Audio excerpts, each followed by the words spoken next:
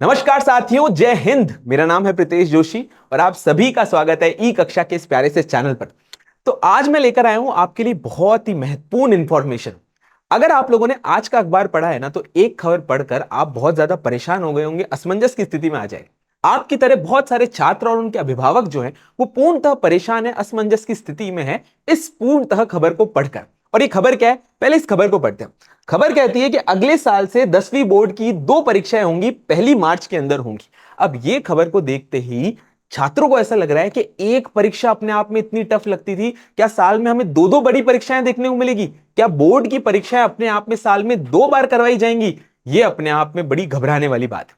तो इस खबर को अगर आप ध्यान से पढ़ोगे तो आपको समझ में आएगा। कल जैसे कि आप सभी को पता है कि 10वीं बोर्ड का रिजल्ट आया था, तो परीक्षा के रिजल्ट के बाद जो है माननीय शिक्षा मंत्री जी ने कहा कि साल में 2 परीक्षाएं जो है पूर्णतः करवाई जाएंगी।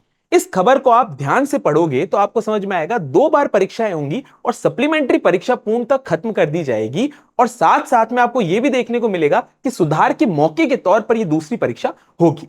अब यह जो है वो है शुरुआती प्रस्ताव, यानी अभी तक आधिकारिक ऑर्डर्स नहीं आए हैं। जब आधिकारिक ऑर्डर आएंगे तब इस खबर की पूर्णतः पुष्टि की जा सकती है। पर इस खबर को अगर आपको समझना है तो मैं आपको इसके लिए पूर्णतः इस खबर को सरल तरीके से समझा देता हूं। इस खबर में बताया गया है कि पहली परीक्षा जो है वो पूर्णतः होगी मार्च के अंदर, यानी पहली परीक्षा होगी मार्च के अंदर, मार्च 2027 में। दूसरी परीक्षा होगी आपकी मई 2027 के अंदर। बात ध्यान रखने वाली यह है कि जब ये 2 परीक्षाएं होंगी तो इसका मतलब यह है कि पूरक परीक्षा कौन सी? आपकी जो सप्लीमेंट्री वाली परीक्षा होती है वो पूर्णतः समाप्त कर दी जाएगी। यानी अब सप्लीमेंट्री नहीं होगी, अब आपकी पूरक परीक्षा खत्म हो जाएगी। साल में 2 बार परीक्षाएं होंगी, मार्च में और फिर बाद में मई के अंदर। इसका मतलब यह है कि छात्रों को अब सुधार का मौका दिया जाएगा। सुधार का मौका कैसे? कि भाई मार्च के अंदर अगर आपके कम नंबर आए तो मई के अंदर आप अपने नंबर को पूर्णतः बढ़ा सकते हो। लेकिन ध्यान रखने वाली बात यह है कि किसी भी छात्र को 3 विषय की जो है वो पूर्णतः परीक्षा, दूसरी बार वाली परीक्षा जो है पूर्णतः दी जा सकती है। यह बात ध्यान रखने वाली जरूरी है।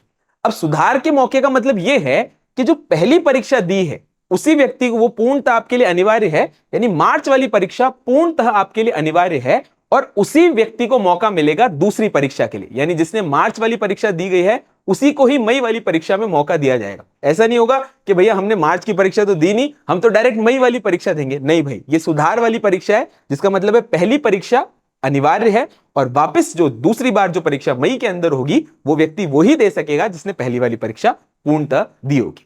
अभी जैसे कि मैंने आपको वापस से क्लियर किया कि भाई ये जो है वो पूर्णतः शुरुआती प्रस्ताव है। माननीय शिक्षा मंत्री जी ने बयान दिया है। अब इसकी आधिकारिक जब ऑर्डर्स आएंगे तब इसके ऊपर पूर्णतः हम एक और वीडियो आप लोगों के लिए बनाएंगे। तो आशा करता हूं ये पूरा का पूरा वीडियो आपको अच्छा लगा होगा। मिशन ज्ञान के परिवार के साथ बने रहें। धन्यवाद।